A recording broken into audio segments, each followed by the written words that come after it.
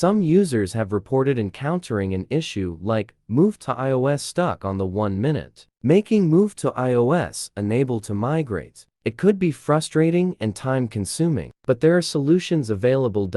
In this video, we shall cover 11 quick solutions to get you out of trouble. Part 1. Fix Move to iOS stuck app on 1 minute with 11 possible solutions. Solution 1. Wait for a little longer. Solution 2. Enable airplane mode. Solution 3.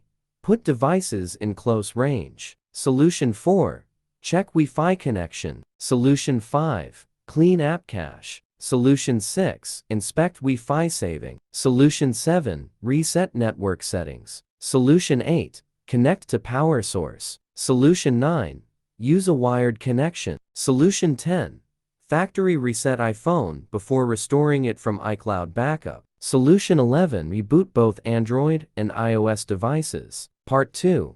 Try the best alternative when Move to iOS is stuck at 1 minute. As one of the most reliable and professional products for transferring phone data, Mobican Transfer for Mobile enjoys a one-click feature that allows for the migration of various data types between devices.